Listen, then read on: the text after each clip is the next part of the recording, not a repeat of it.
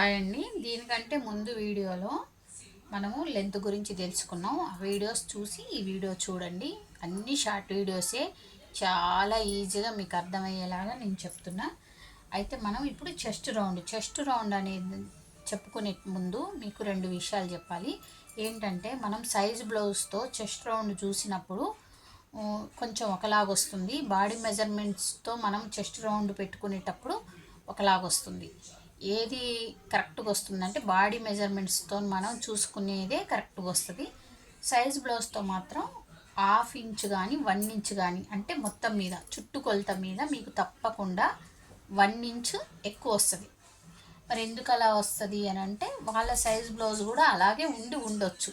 ఓకేనా. Chest round మొత్తం blouse మీద ఒక 1 ఇంచ్ కానీ 3/4 ఇంచ్ కానీ ఎక్స్ట్రా ఉండొచ్చు. అందుకోసమే మనం ఎంత జాగ్రత్తగా సైజ్ బ్లౌజ్లోంచి కొలతలు తీసుకొని చెస్ట్ రౌండ్ పెట్టినా కూడా తప్పకుండా కొంచెం లూజ్ అనేది అయితే వస్తుంది.